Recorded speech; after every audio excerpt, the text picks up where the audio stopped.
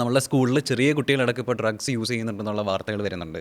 അപ്പോൾ ഈ അങ്ങനെ ഉപയോഗിക്കുന്ന കുട്ടികളുണ്ട് എന്ന് നമ്മൾ മനസ്സിലാക്കാനുള്ളൊരു 5 പ്രധാനപ്പെട്ട ലക്ഷണങ്ങൾ പറയാൻ പറഞ്ഞാൽ എന്തൊക്കെയായിരിക്കും പറയുക? ഫസ്റ്റ് വൺ നമുക്ക് പറയുകയാണെങ്കിൽ ഈ കുട്ടികൾ റൂം അടച്ചിട്ടായിരിക്കും കൂടുതൽ ടൈം സ്പെൻഡ് ചെയ്യുക. ഇവർ ഒറ്റപ്പെട്ടൊരു സ്ഥലത്തിരിക്കാനായിരിക്കും കൂടുതൽ ശ്രമിക്കുക. വീട്ടിൽ പാരൻസുമായിട്ടൊന്നും മിങ്കിൾ ചെയ്യില്ല. അപ്പം പെട്ടെന്ന് നമ്മൾ എന്തെങ്കിലും ആവശ്യത്തിന് ഇവരെ വിളിക്കുകയോ അങ്ങനെ എന്തെങ്കിലും ചെയ്താൽ ഇവർ പെട്ടെന്നായിരിക്കും വയലൻ്റ് ആവുക. എന്തിനാണ് ഇവർ വയലൻ്റ് ആകുന്നതെന്നുള്ളൊരു റീസൺ പോലും നമുക്കറിയാൻ പറ്റില്ല. സെക്കൻഡ് തിങ് എന്ന് പറയുന്നത്, ഇവർ എണീറ്റ് വരുമ്പോൾ, രാവിലെ ഉറക്കത്തുനിന്ന് എണീറ്റ് വരുമ്പോഴത്തേക്കും ഇവരുടെ കണ്ണിൽ ഉണ്ടാകുന്ന ഒരു റെഡ്നെസ്, പിന്നെ ഇവരുടെ ആ ഒരു സ്മെല്ല് അറിയാണ്ടിരിക്കാനായിട്ട് ഇവർ ഒരുപാട് പെർഫ്യൂംസ് ഇവർ യൂസ് ചെയ്യും. ഒരു മൂന്നാമത്തത് നമ്മൾ പറയുകയാണെങ്കിൽ, സ്കൂളിൽ ഫീസ് അടയ്ക്കാനായിട്ട് നമ്മൾ എമൗണ്ട് കൊടുക്കും. അല്ലെങ്കിൽ ഇവർക്ക് എപ്പോഴും എമൗണ്ടിന് ഇങ്ങനെ ഓരോരോ കാര്യങ്ങൾ പറഞ്ഞ് പാരൻസിൻ്റെ നിന്ന് ഇവർ എമൗണ്ട് വാങ്ങിക്കൊണ്ടേയിരിക്കും. പാരൻസ് ചോദിക്കുമ്പോൾ അത് കാശ് ഞാൻ വേറെ രീതിയിൽ ഉപയോഗിച്ചു, അങ്ങനെ കാശിൻ്റെ കാര്യത്തിൽ കള്ളം പറയും ഇവർ.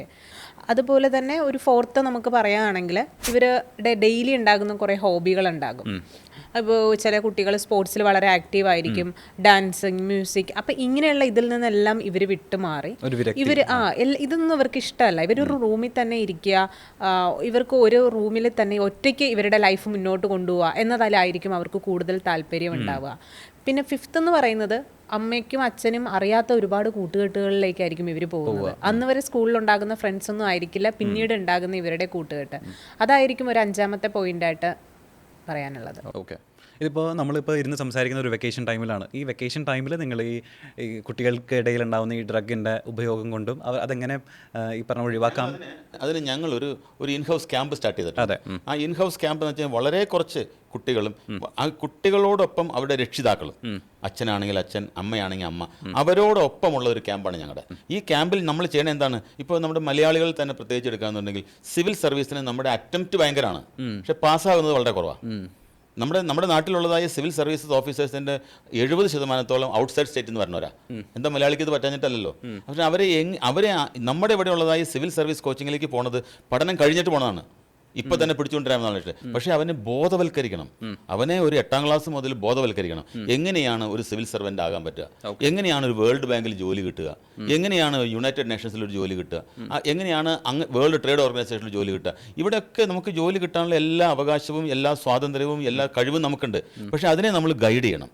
അപ്പോൾ ഞങ്ങളുടെ ഈ ക്യാമ്പിൽ നമ്മൾ എന്താ ചെയ്യണമെന്ന് വെച്ച് കഴിഞ്ഞാൽ, ഈ കുട്ടികളുടെ മനസ്സിനെ നമ്മൾ അവൻ്റെ ഭാവി എങ്ങനെ ശോഭനമാക്കാൻ പറ്റും എന്ന തരത്തിൽ തോട്ട് പ്രോസസ്സിനെ മാറ്റാണ്.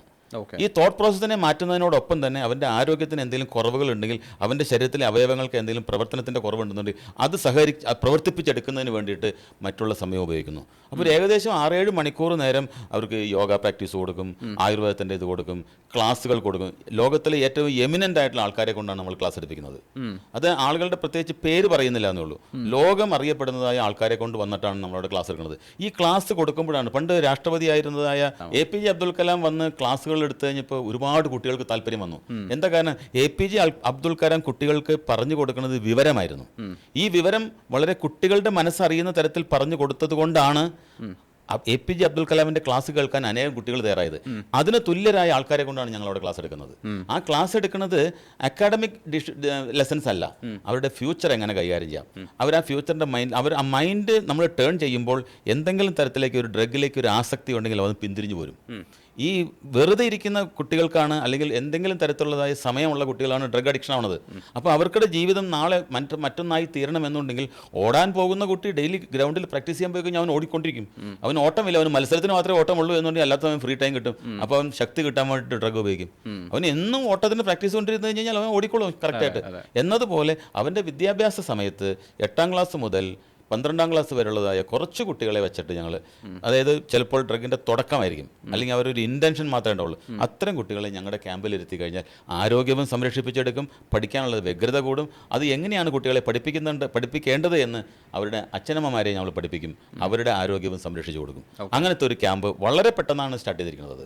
അത് വളരെ ഗുണപ്രദമായ ഒരു ഇതിലേക്കാണ് അത് മുന്നോട്ട് പോകുന്നത്. ഓക്കെ, ഇതിപ്പോൾ ഒരു 10-15 ദിവസത്തെ ഒരു ക്യാമ്പാണെന്ന് പറഞ്ഞല്ലോ. അതിപ്പോൾ ഡോക്ടർ പറയുന്നുണ്ട് ഇതിൽ മെഡിസിൻസ് ഇല്ല, സർജറി ഇല്ല നിങ്ങളുടെ ഒരു രീതിയിൽ. അപ്പോൾ മെഡിസിൻസ് ഇല്ലാതെ അല്ലെങ്കിൽ സർജറീസ് ഒന്നും ഇല്ലാതെ ഈ 10-15 ദിവസം കുട്ടികൾക്ക് ഇങ്ങനെ ക്ലാസ് മാത്രം കൊടുക്കുന്നത് അത് ഭയങ്കര എഫക്റ്റീവ് ആയിരിക്കും എന്നാണോ പറയുന്നത്? ക്ലാസ് മാത്രം കൊടുക്കുന്നത് വളരെ മോശമായിരിക്കും. ക്ലാസ് മാത്രമായിട്ടല്ല കൊടുക്കുന്നത്. ക്ലാസ് കൊടുക്കുന്നതിനോടൊപ്പം തന്നെ ആരോഗ്യം നോക്കും. ആരോഗ്യത്തിൻ്റെ ബുദ്ധിമുട്ട് എന്താണെന്ന് അവരെ പറഞ്ഞ് മനസ്സിലാക്കി അവർ കൃത്യമായ രീതിയിൽ ട്രീറ്റ്മെൻറ്റുകൾ കൊടുക്കും. അതുപോലെ തന്നെ അവർക്ക് എൻ്റർടൈൻമെൻറ്റ്സ് കൊടുക്കും. അങ്ങനെ ഒരു കുട്ടിയെ നമ്മൾ അവനെ ഭാവി ശോഭനമാക്കുന്നതിന് ഷേപ്പാക്കി കൊടുക്കുകയാണ്. അപ്പോൾ ഷേപ്പാക്കി കൊടുക്കുമ്പോൾ ആ ഷേപ്പിലൂടെ പൊക്കോളും അങ്ങോട്ട്. ഇതാണ് ഞങ്ങളുടെ കണക്കൂട്ടൽ. അങ്ങനത്തെ ഉള്ളതായ കഴിവുള്ള ആൾക്കാരെ കൊണ്ടാണ് ചെയ്യിപ്പിക്കുന്നത്.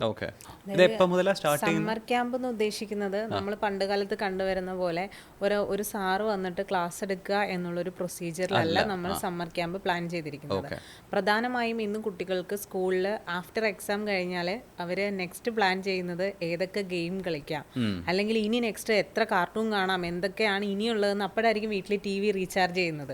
അപ്പോൾ ഈ വെക്കേഷൻ ടൈം കുട്ടികൾ ഫുള്ള് ഈ TVയുടെ ഫ്രണ്ടിൽ അല്ലെങ്കിൽ മൊബൈൽ ഫോൺ, അതർവൈസ് ടാബ്, ഇതായിരിക്കും ഈ വെക്കേഷൻ ടൈമിൽ പ്രധാനമായിട്ടും ചെയ്യുക. എനിക്ക് തോന്നുന്നു കുറച്ച് വർഷങ്ങൾക്ക് ബാക്ക് നമ്മൾ നോക്കുകയാണെങ്കിൽ നമുക്ക് ഈ വെക്കേഷൻ ടൈമിൽ എല്ലാവരും നമ്മളൊക്കെ പോയിട്ടുണ്ട്. സമ്മർ ക്യാമ്പിന് നമ്മളൊക്കെ പോകും. ഒരു 10 days സമ്മർ ക്യാമ്പ്. അതിൽ നമുക്ക് പലതരത്തിലുള്ള ഭക്ഷണങ്ങൾ ഉണ്ടാക്കാൻ കുട്ടികളെ ട്രെയിൻ ചെയ്യും. അതേപോലെ പ്രകൃതിയോട് കൂടുതൽ കുട്ടികൾ അടുക്കും. ഒരുപാട് കഥകൾ കേൾക്കും. കുറേ കൾച്ചറൽ ആക്ടിവിറ്റീസ് കുട്ടികൾ ചെയ്യും. അപ്പം അത് തന്നെയാണ് നമ്മൾ ബാക്ക് ടു സഞ്ജീവനിയിലേക്ക് കൊണ്ടുവരാനായിട്ട് ശ്രമിക്കുന്നത്. പക്ഷേ സഞ്ജീവനിയിൽ നമ്മൾ പ്രധാനമായിട്ടും ചെയ്യുന്ന ഒരു 7 segment സൊല്യൂഷനാണ്.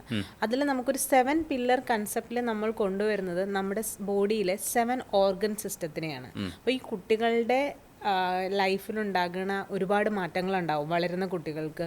ഇപ്പോൾ ടീനേജിലേക്ക് പോകുമ്പോൾ കുട്ടികൾക്ക് മാനസികമായിട്ടുണ്ടാകുന്ന മാറ്റങ്ങൾ, അവരുടെ ബോഡിയിൽ ഉണ്ടാകുന്ന ഹോർമോൺസിൻ്റെ വ്യത്യാസങ്ങൾ, ശാരീരിക മാറ്റങ്ങൾ, ഇതൊക്കെ പ്രധാനപ്പെട്ട കുറേ ഘടകങ്ങളാണ്. അപ്പം പാരൻസിനും ഇത് ഒരു കുട്ടി ടീനേജിലേക്ക് പോകുമ്പോൾ എന്താണ് ചെയ്യേണ്ടതെന്ന് പാരൻറ്റിങ് വളരെ ഇമ്പോർട്ടൻ്റ് ആണ്.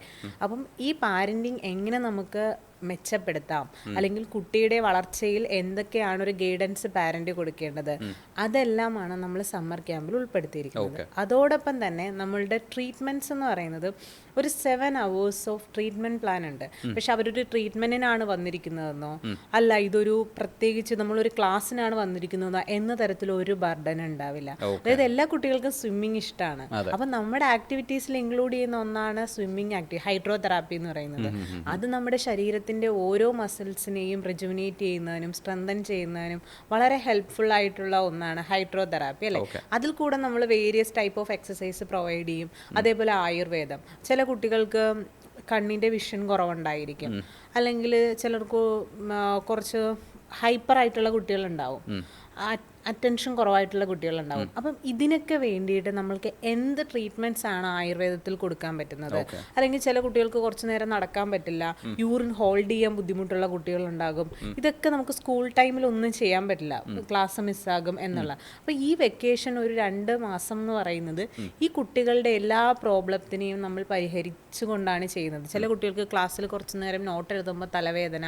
അപ്പം എന്തൊക്കെയാണ് അവർ ഫേസ് ചെയ്യുന്ന പ്രോബ്ലംസ്, അതേപോലെ പാരന്റിനും ഉണ്ടാകും അവരുടെ ഡേ ടു ഡേ ആക്ടിവിറ്റീസിൽ അവർ ഫേസ് ചെയ്യുന്ന ഒരുപാട് പ്രോബ്ലംസ്. അപ്പം ഇതിനെയെല്ലാം വെച്ചുകൊണ്ടാണ് നമ്മളൊരു സമ്മർ ക്യാമ്പ് ക്രോഡീകരിച്ചിരിക്കുന്നത്. അതിൽ നമുക്ക് സ്ട്രെങ്ത് ആൻഡ് കണ്ടീഷനിങ് ഉണ്ട്. അതിനകത്ത് വരുന്നത് പ്രധാനമായിട്ടും കുട്ടികളെ നമ്മൾ ട്രെയിൻ ചില കുട്ടികൾ സ്പോർട്സിൽ ഉണ്ടാകുന്ന കുട്ടികളുണ്ട്. ഇവർ സഡൻ ഫാൾ ഇഞ്ചുറീസ് ഒക്കെ ഡെവലപ്പ് ചെയ്യാൻ കുട്ടികൾക്ക് ചാൻസസ് കൂടുതലാണ്, ചെറിയ കുട്ടികൾക്ക്. അപ്പം നമ്മൾ അവരുടെ മസിൽസിനെയും ജോയിൻസിനെയും സ്ട്രെങ്തൻ ചെയ്യുന്നതിന് വേണ്ടിയിട്ടുള്ള എക്സസൈസ്, അങ്ങനെയുള്ള കാര്യങ്ങളൊക്കെയാണ് അവരെ ഒരു ന്യൂ ലൈഫിലേക്ക് നമ്മൾ കൊണ്ടുപോവുകയാണ്. അതേപോലെ നമുക്ക് പ്രധാനമായിട്ടുള്ളതാണ് ബോഡി എർത്തിങ്, യോഗ എല്ലാം. ഈ ബോഡി എർത്തിങ് വെച്ചാൽ ഇന്ന് പല കുട്ടികളും കല്ലിൽ കൂടെ നടക്കുന്ന കുട്ടികൾ വളരെ കുറവാണ് അല്ലേ. അതിനുള്ള സ്പേസ് ഒന്നും നമുക്കില്ല, വളരെ കുറവാണ്. അപ്പം നമുക്ക് അവിടെ ഒരു നേച്ചർ ഫ്രണ്ട്ലി ആണ് ഞങ്ങളുടെ സഞ്ജീവനി ലൈഫ് കെയർ വില്ലേജ് എന്ന് പറയുന്നത്. അപ്പോൾ അവിടെ നേച്ചർ ഫ്രണ്ട്ലി കുട്ടികൾക്ക് നടക്കാനുള്ള ഫെസിലിറ്റി, അപ്പം അവർ പ്രകൃതിയോട് ചേരുന്നുണ്ട്. അതേപോലെ അവരുടെ ഫുഡ് ഹാബിറ്റ് നമ്മൾ കംപ്ലീറ്റ്ലി ഫ്രോസൺ ഫുഡ് ഐറ്റംസോ ഒന്നും തന്നെ നമ്മൾ പ്രൊവൈഡ് ചെയ്യുന്നില്ല. അപ്പം നമ്മൾ ആഹാരമാണ് മരുന്നെന്നുള്ള രീതിയിൽ നമ്മൾ കൊടുക്കുന്നത്. കംപ്ലീറ്റ്ലി നാച്ചുറൽ ഫുഡ് ഐറ്റംസ് മാത്രമാണ് നമ്മളവിടെ പ്രൊവൈഡ് ചെയ്യുന്നത്.